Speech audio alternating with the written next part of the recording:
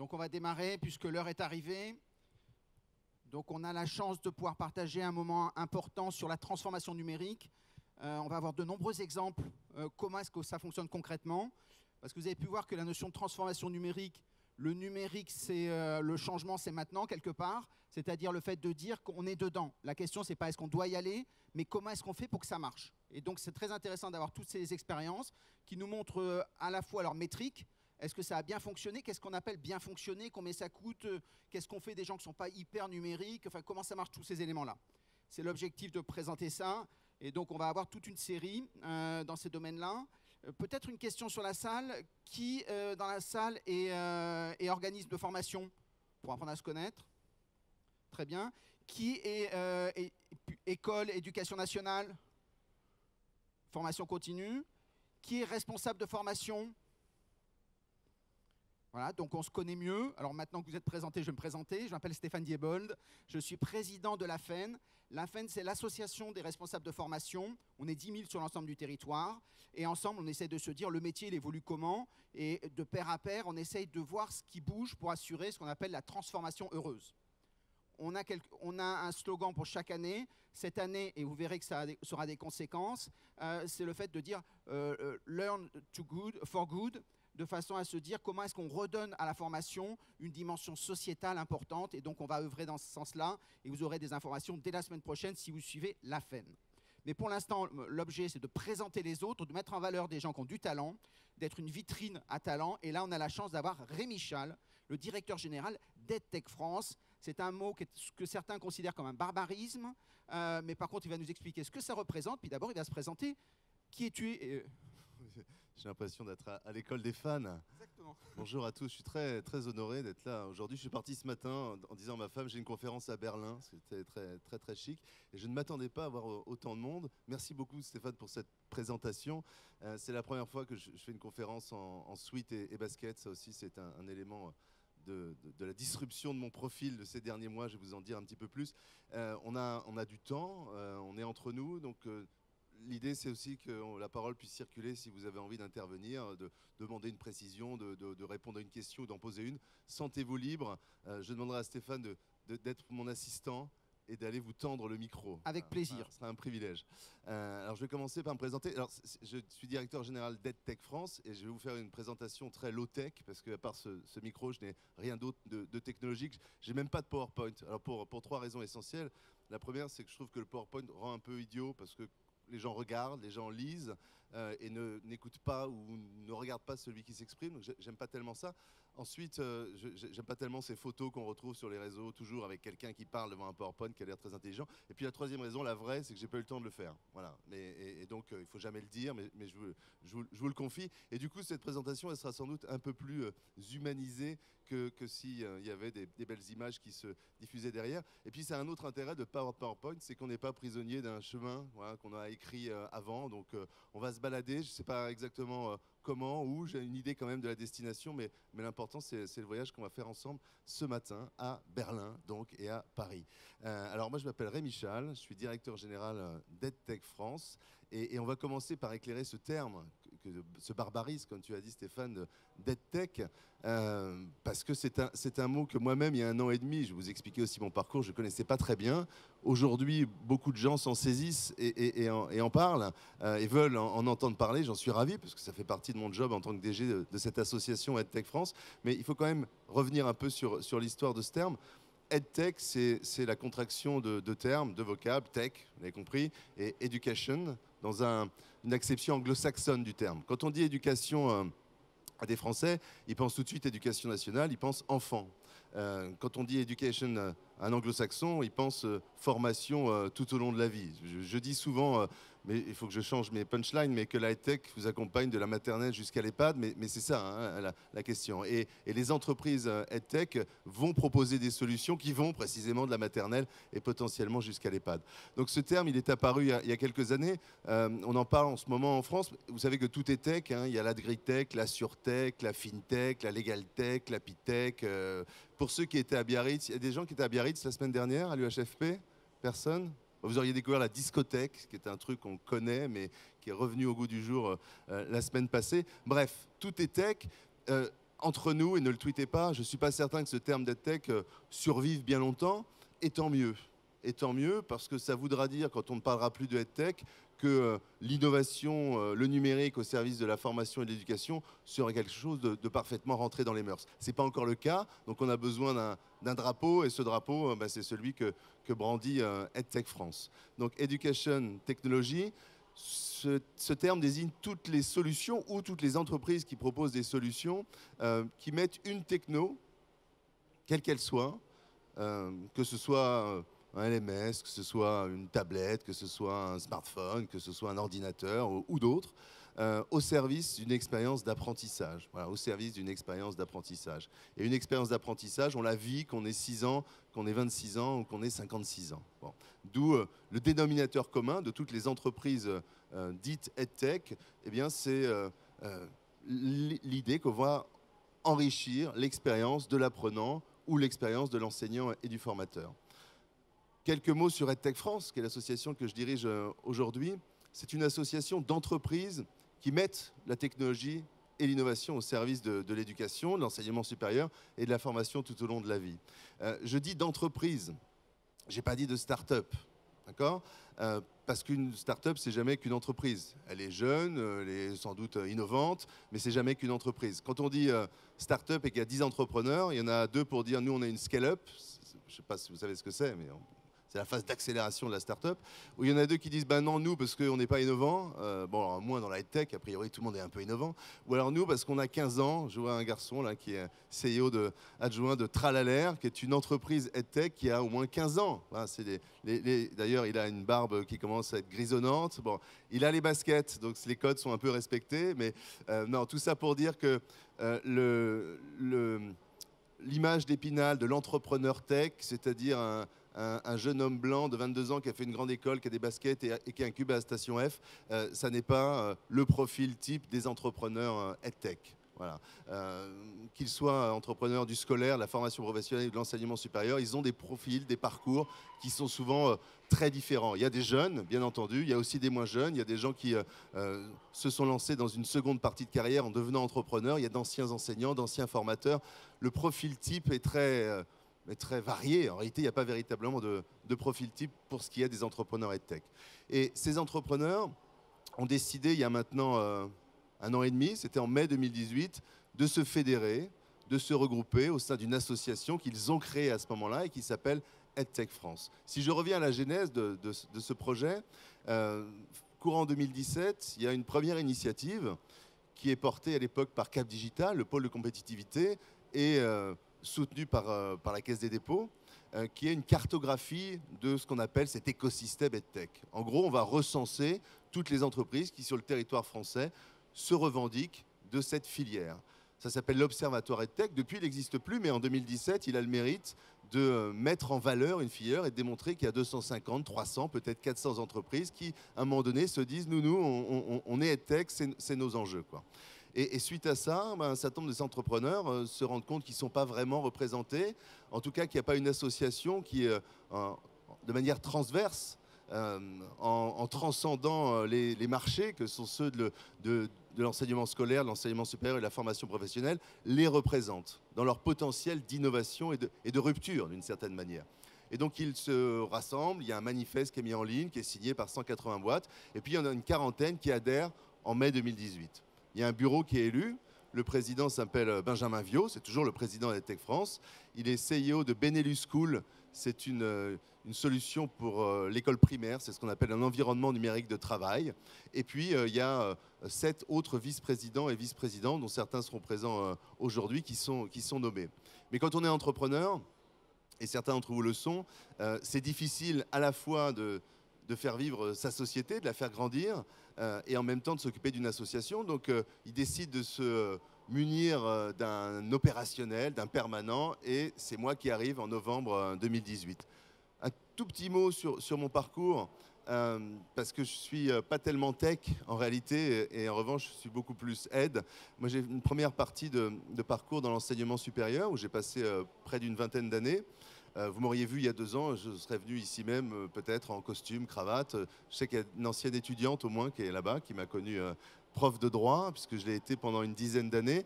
Et puis ensuite, Julia, hein, c'est ça, hein, voilà. Et ouais, oui, elle a brillamment réussi. Hein.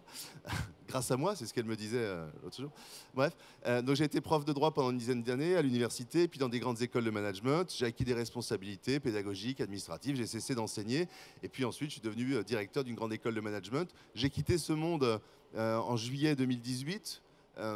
Parce que j'avais envie de voir autre chose dans une deuxième partie de carrière. C'est le moment où on réalise qu'il nous reste autant à travailler, et encore c'était avant la réforme des retraites, que ce qu'on a déjà travaillé. Donc on se dit mince, peut-être envie de faire autre chose. Et puis pour vous dire les choses, j'avais une forme de frustration parce qu'on parlait beaucoup d'innovation, mais on n'innovait pas tellement en réalité. Hein. Souvent on est croyant, mais on n'est pas vraiment pratiquant. Et les salles de classe dans lesquelles je pouvais aller quand j'étais professeur, ou dans lesquelles mes professeurs allaient quand j'étais directeur, ressemblaient et ressemblent encore à s'y méprendre à celles que vous avez fréquentées il y a 10, 20 ou 30 ans quand vous étiez étudiant ou élève. Bon, voilà. Donc j'avais cette forme de frustration, et je voyais bien qu'il se passait des choses dans le monde dans lequel nous sommes et dans le monde de l'enseignement supérieur également. Donc je suis parti à ce moment-là. Je suis parti libre de tout engagement. Je n'avais pas spécialement envie de rester dans l'univers dans lequel j'étais. J'avais envie de voir autre chose. J'avais envie aussi de liberté. Et j'ai vu passer sur Twitter, comme quoi il n'y a pas que des conneries sur Twitter. Parfois, il y a des trucs intéressants. EdTech France recrute son directeur général. Et à l'époque, je ne sais pas ce qu'est EdTech France. Je sais à peine ce qu'est la EdTech. Je sais ce qu'est un directeur général, et je trouve ça extrêmement flatteur et valorisant. Et donc, je me dis, ça vaut le coup que je postule. Je rencontre le board. Et il me faut confiance, et j'arrive en novembre 2018 comme premier directeur général de cette association. Le chemin a été parcouru depuis, puisque d'abord je suis toujours là, je suis toujours directeur général de l'association, et j'ai été directeur d'une grande école où j'avais une assistante par campus, des tas de... Aujourd'hui, je vais avoir une stagiaire la semaine prochaine, donc je vais doubler mes effectifs, ce qui est assez extraordinaire. Mais pour autant, j'ai appris d'autres façons de travailler, j'ai découvert d'autres outils, j'ai acquis les codes d'une certaine manière de ce qu'on appelle, il faut bien le dire quand même, les startups. Et l'association, elle a bien grandi, puisque aujourd'hui on compte 228 membres actifs, ça c'est le dernier pointage, dont un certain nombre sont présents aujourd'hui. On a même un village EdTech France que je vous invite à visiter. Il y a une vingtaine de jeunes pousses qui sont présentes sur ce village, et puis il y a des pousses plus grandes qui ont d'autres stands évidemment sur ce salon dont nous sommes partenaires. Alors ces 230 entreprises méritent qu'on s'y arrête, parce qu'elles représentent, et ça va nous permettre de mieux comprendre ce qu'est la EdTech aujourd'hui, toute la diversité de cette filière et de cet écosystème. Ces 228 entreprises sont très différentes, et en même temps, elles ont, on l'a dit, un ADN commun, qui est cette idée d'enrichir l'expérience de l'apprenant ou l'expérience du formateur. Elles sont très différentes d'abord dans leur taille et dans leur maturité. On a toutes jeunes pousses qui sont même encore à l'état de projet, parfois, qui sont encore dans des incubateurs, ou dans la phase d'après, dans des accélérateurs. Et puis on a à l'inverse des entreprises qui ont, comme Tralair, que je citais tout à l'heure, plus de 15 ans. Le 100e membre, c'était symboliquement important pour nous, ça s'appelle Open Classrooms, ça doit évoquer quelque chose. Il y a Studi qui est présent sur Salon, qui était notre 200e membre également, Lingueo qui était le 150e. Donc on a à la fois de toutes jeunes entreprises qui n'ont pas encore de chiffre d'affaires, et puis des entreprises qui parfois font des millions d'euros de chiffre d'affaires. Pas encore des milliards, hein, parce que voilà, et peut-être même jamais d'ailleurs, mais il y a déjà des entreprises qui ont trouvé véritablement leur marché et leur maturité. Une grande diversité précisément dans les segments de marché. On va distinguer 3 grands segments, chronologiquement parlant, si on se met à la place de l'apprenant. Le premier, c'est le segment de ce qu'on appelle le K-12, c'est-à-dire le scolaire. Toutes les solutions qui sont adressées à destination des enfants, qui soient à l'école ou qui soient sur des temps qu'on va qualifier de périscolaires. C'est un petit tiers des entreprises membres d'EdTech France. Certaines sont relativement anciennes, et c'est un marché qui, parfois, on se demande s'il s'agit véritablement d'un marché. En quelques mots, pour que vous compreniez, c'est là que se joue l'avenir d'un pays. C'est plutôt à la maternelle qu'à l'EHPAD, vous êtes d'accord avec moi, et pourtant, c'est là, peut-être, où on a le plus de mal à se saisir des innovations et des apports du numérique. Pour des raisons à la fois structurelles et pour des raisons culturelles.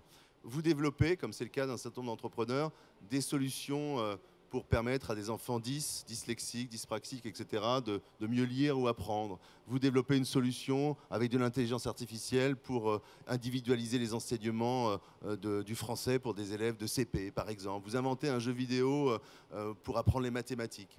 Vous pouvez le vendre, de fait, à des établissements scolaires, puisque ce sont eux qui vont utiliser ces outils.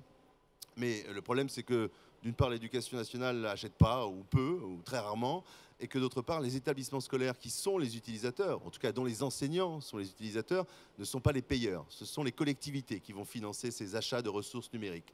Donc vous voyez un système où l'utilisateur n'est pas le payeur. Ça veut dire que quand vous êtes l'offreur, il faut que vous convainquiez à la fois l'utilisateur et le payeur.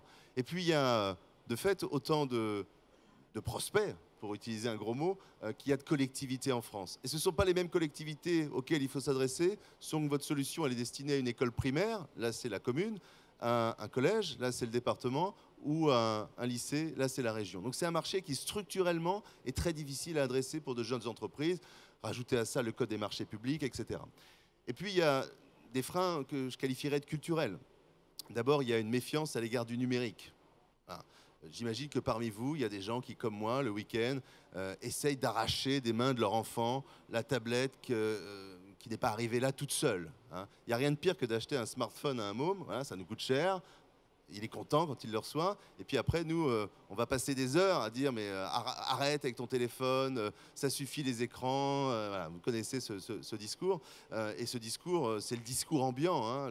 L'écran, c'est le diable. Bon, je ne crois pas que l'écran soit le diable. C'est peut-être l'utilisation qu'on va en faire qui peut être diabolique. Mais l'écran en soi, on ne parle plus de la télévision aujourd'hui. Plus personne ne dit la télévision, c'est pas bien pour les enfants. Quand j'étais môme, c'était la télévision qui était le grand Satan. Aujourd'hui, c'est la tablette, aujourd'hui, c'est le smartphone. Bon. Donc ces freins culturels font que c'est pas évident de faire rentrer des solutions innovantes et numériques à l'école, parce que les enseignants peuvent s'en méfier, parce que les parents d'élèves peuvent s'en méfier également. Et puis également, il y a un autre frein culturel, c'est une méfiance à l'égard du privé. Moi, je suis une famille d'enseignants. Ma mère était prof dans l'éducation nationale, ma sœur aussi, ma grand-mère, ma tante, ma marraine est proviseur, etc.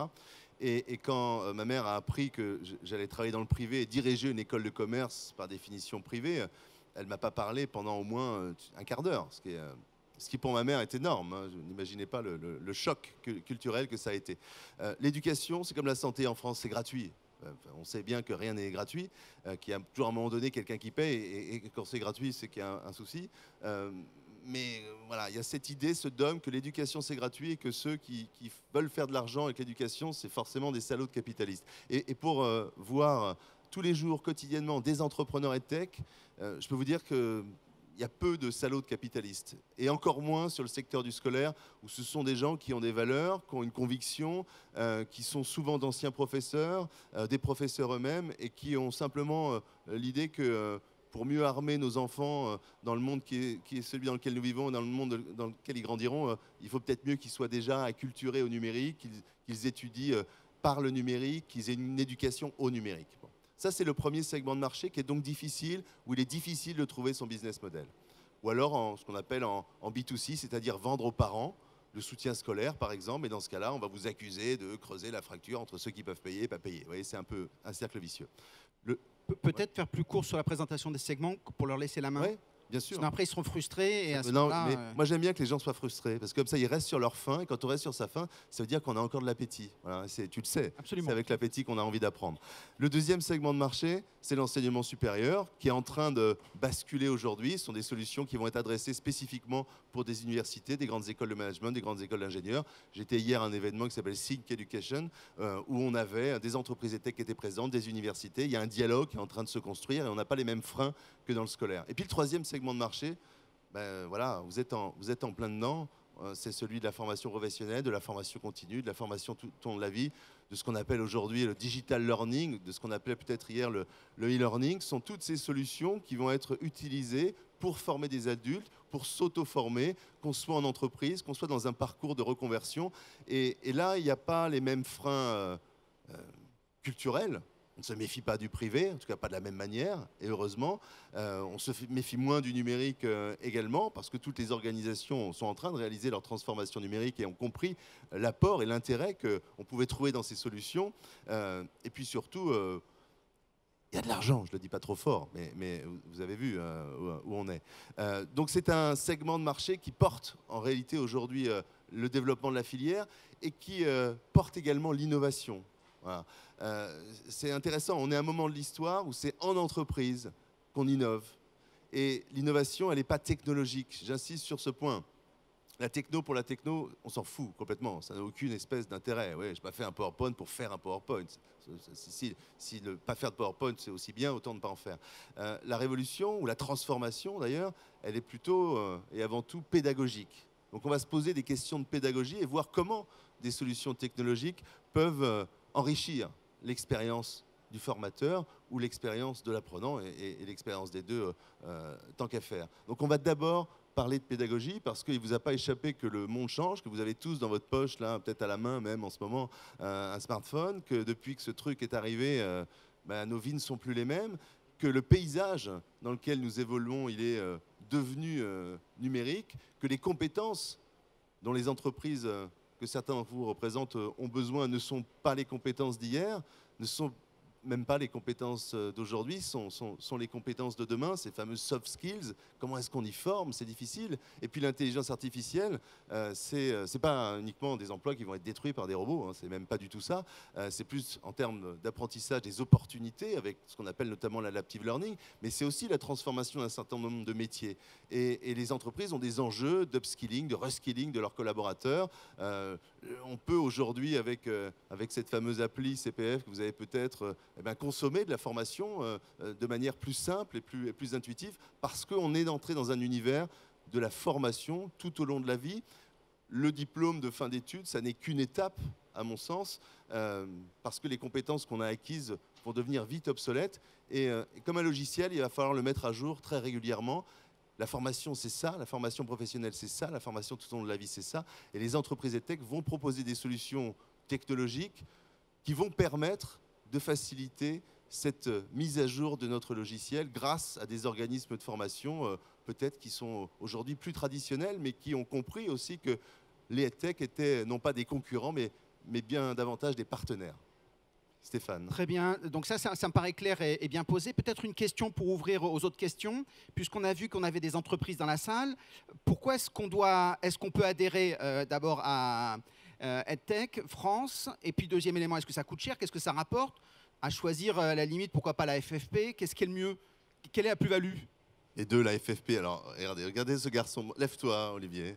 Voilà, Olivier Poncelet, délégué général de la Fédération de la formation professionnelle, ami d'EdTech France, et ami tout court, hein, on peut dire, Olivier. Nous sommes partenaires de la FFP, et moi, j'encourage tous ceux qui pourraient rentrer dans le champ de la FFP et d'EdTech France de rejoindre les deux associations. Voilà. Je ne peux pas dire mieux. Hein. Bon, tu me dois 50 balles. Non, alors, pourquoi adhérer à EdTech France? On fait des deals comme ça. Pourquoi adhérer à EdTech France? Pour rejoindre un écosystème d'innovation et surtout parce que ces entreprises EdTech, elles ont besoin aujourd'hui de chasser en meute, elles ont besoin de se rencontrer. Il faut que cette filière, elle se consolide. Et j'insiste sur un point, j'aurais peut-être dû le dire tout à l'heure, mais la EdTech, ce n'est pas un truc parisien pour les Parisiens. Hein. Même si on est à Paris, là, OK.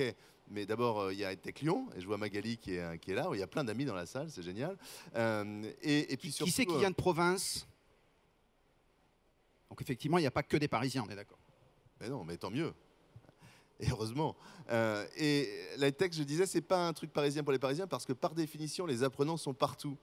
Par définition, les formateurs sont partout et par définition, les entreprises innovantes sont partout. Et il y a plus de 40% des membres d'EdTech France qui ne sont pas en région parisienne. Et je ne parle même pas de Paris intramuros, je parle de la région parisienne.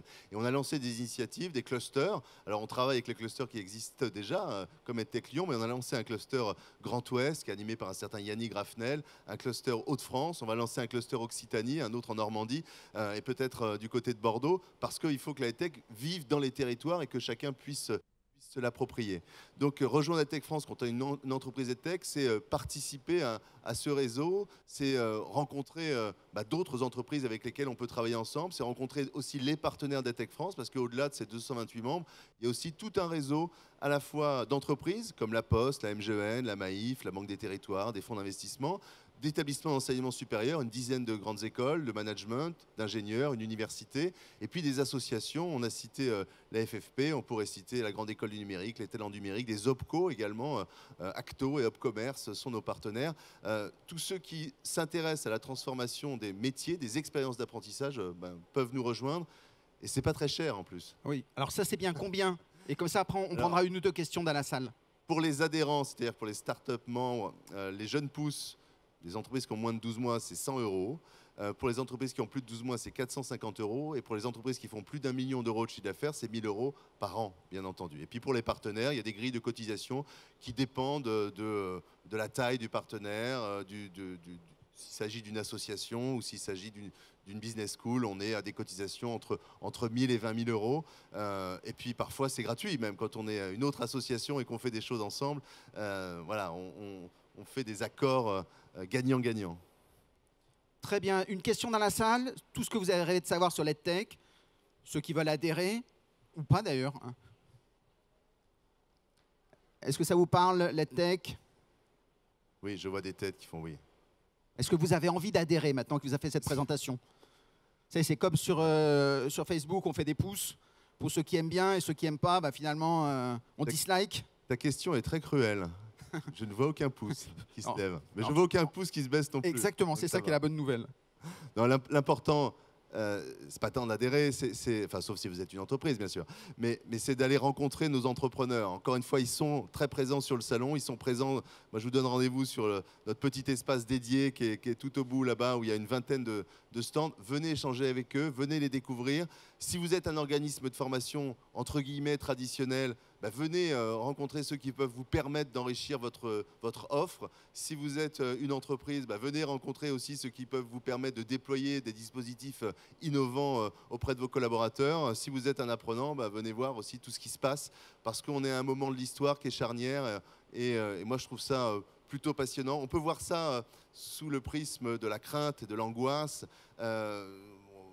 C'est pas très intéressant, on peut aussi voir ça sous le prisme de l'opportunisme ou de l'opportunité et de l'enthousiasme. Et c'est sous ce prisme-là que je pense qu'il vaut mieux voir cette transformation qui est à court aujourd'hui, quoi. Peut-être une question, où est-ce qu'on peut te suivre? Est-ce qu'il y a un site? Il y a des podcasts, etc. Alors, il y a un site internet, edtechfrance.fr. On est un tout petit peu présent sur les réseaux sociaux, sur Twitter et LinkedIn, soit Rémi Chal, soit EdTech France, soit les deux. Et puis, on a aussi lancé une série de podcasts, exactement. Merci beaucoup de me donner l'occasion d'en parler. Aujourd'hui, il y a 25 épisodes qui sont disponibles. C'est sur toutes les plateformes, que ce soit Apple, Google, Deezer, peu importe, Spotify ou autre. Vous tapez EdTech France. EdTech France, le podcast. D'ailleurs, je crois que sur le guide du salon, le petit guide, il y a la pochette, voilà, génial. Exactement. C'est un peu mégalo parce que je suis dessus, mais c'est pas moi qui ai choisi, hein, je précise. Et demain, on enregistrera même 2 podcasts ici même sur le salon, sur l'entreprise apprenante et sur l'efficacité, la mesure de l'efficacité des dispositifs de formation. Et à la fin du mois, je vous donne rendez-vous à l'école 42, à un événement qui s'appelle Startup for Kids, qui sera dédié cette édition à la place de la femme et des jeunes filles dans le numérique. Et on animera également 4 podcasts sur cette question importante, femmes et numérique. Voilà. Merci beaucoup, Rémi. Merci à toi. Merci, on l'applaudit. Je vais faire un truc, j'ai toujours rêvé. Est-ce que vous êtes chaud, Berlin? Ouais, donc ça c'est bien, bravo. Bon, merci à tous de votre attention en tout cas. Rendez-vous sur le salon. Là, on va avoir la chance d'avoir le CESI, qui est une vieille maison. Je crois que c'est 58, la naissance du CESI de mémoire, mais les intervenants nous le rediront. Donc c'est une vieille institution qui a lancé quelque chose de hyper intéressant dans le numérique. C'est le fait d'industrialiser la création de contenu. On se plaint souvent qu'il n'y ait pas de Netflix de la formation parce qu'il y a une grosse difficulté à industrialiser. Ils l'ont fait et ils vont pouvoir nous présenter, nous dire un peu qu'est-ce qu'ils mettent derrière les mots, est-ce que ça a marché. N'hésitez pas à poser toutes les questions. On gardera à la fin une dizaine de minutes pour que vous puissiez poser toutes vos questions et ça permettra un peu d'avoir une dynamique plus précise dans ce qui vous intéresse.